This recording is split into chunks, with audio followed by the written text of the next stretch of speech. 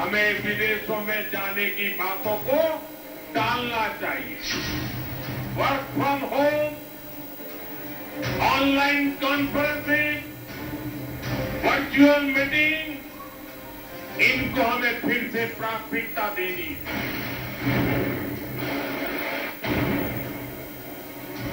एकीकडे गेल्या 4 वर्षांपासून रशिया युक्रेनमध्ये सुरू असलेले युद्ध, तर दुसरीकडे 2 महिन्यांपासून जास्त काळ सुरू असलेल्या अमेरिका इराण युद्धानं संपूर्ण जगावर तिसऱ्या महायुद्धाचे गडद ढग टाकून आले। अशा परिस्थितीत देशाला या संकटापासून वाचवण्यासाठी आणि देशाला स्वावलंबी बनवण्यासाठी पंतप्रधान मोदींनी एक रोडमॅप आखून दिला। पेट्रोल डीजल का उपयोग कम करना होगा। शहरों में जहां मेट्रो है वहां हम तय करें कि हम मेट्रो का ही उपयोग करेंगे। घर में कोई भी फंक्शन हो, कोई भी कार्यक्रम हो, हम सोने के गहने नहीं खरीदेंगे। परकीय चलन वाचवण्यासाठी मोदींनी देशाला दिलेला संदेश साहजिकच विरोधकांना रुचला नाही। विरोधी पक्षनेते राहुल गांधींनी शिलक्या शब्दात मोदींवर निशाणा साधला। मोदींनी देशवासियांना त्यांच्याच अपयशाचे पुरावे दिल्याचा घणाघात राहुल गांधींनी केला। हे उपदेश नसून गेल्या 12 वर्षातल्या अपयशाचे पुरावे आहेत। तसंच त्यांनी आता देशाला अशा वळणावर आणून ठेवलंय की आता जनतेला काय खरेदी करावं, कुठे जावं आणि काय करू नये हे सांगावं लागतं। तसंच स्वतःची जबाबदारी झटकण्यासाठी प्रत्येक वेळी जनतेवर दोष ढकलून देतात। देश चालवणं आता कॉम्प्रोमाइज पंतप्रधानांच्या हातातली गोष्ट राहिलेली नाहीये, अशा शब्दात राहुल गांधींनी हल्लाबोल केलाय। राहुल गांधींनी पंतप्रधान मोदींवर केलेल्या या टीकेचा सत्ताधाऱ्यांनी खरपूस समाचार घेतला। देशामध्ये सर्वात रिजेक्टेड नेता ते राहुल, रिजेक्टेड माल आहे। आता त्याला तुम्ही महत्व देता, आम्ही देत नाही। राहुल गांधीजी यांच्या या अज्ञानाचे पुरावे। दुर्दैवाने एका मोठ्या राजकीय पक्षाचा नेता अशा अज्ञानातून विधान करत असेल तर त्याच्यावर टीका तरी आम्ही काय करायची।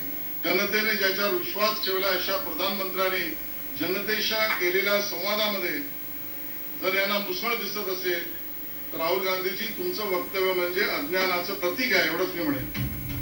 सत्ताधाऱ्यांच्या या प्रति हल्ल्यांवरून काँग्रेसचे नेते चांगलेच क्रमक झाल्याचं पाहायला मिळालं। लोकांसारखे ब्रह्मज्ञान, स्वतः मात्र कोरडे पाषाण, अशा पद्धतीचं वर्तन देशाचे प्रधानमंत्री सन्माननीय नरेंद्र मोदी यांचं आहे।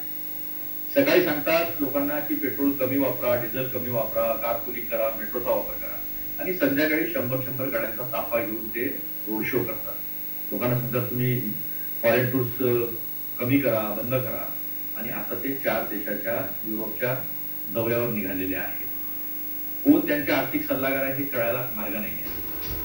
तर दुसरीकडे एनडीए मधील मित्र पक्षांकडून मोदींच्या या आवाहनाचं स्वागत करण्यात आलंय। जनताही मोदींच्या या आवाहनाला पाठिंबा देईल असा विश्वास व्यक्त केलाय। माननीय नरेंद्र मोदी साहेबांनी जे काही काल आवाहन केलंय ते वस्तुस्थितीला अनुसरून केलेलं आहे। आपण पाहतायत इराण, इराक असेल, इस्रायल असतील, या बाकी सर्व राष्ट्रामध्ये युद्ध कधी पेटेल हे काही सांगता येत, आणि त्यामुळं इंधन पुरवठा मॅक्झिमम आपल्याला इराण ह्या साईडनेच होतो, आणि तो जर बंद झाला तर मात्र भारताला त्याचा फटका बसू शकतो। मुझे लगता है कि राहुल गांधी जी तो बोलते रहते हैं, उनके तरफ कोई ध्यान नहीं देते हैं। प्रधानमंत्री जी नाकाम नहीं है, राहुल गांधी नाकाम है।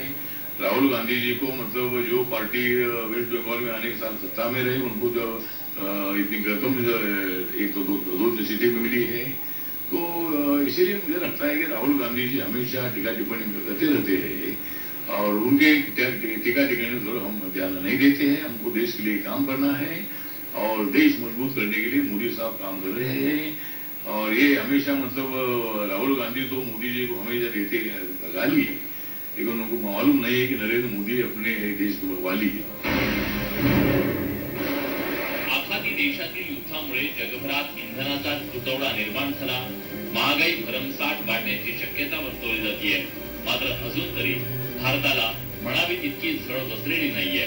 पण मोदींनी केलेलं आवाहन पाहता जनतेला भविष्यात काटकसर करावी लागणार आहे. Bureau report, news 18 Marathi, Mumbai.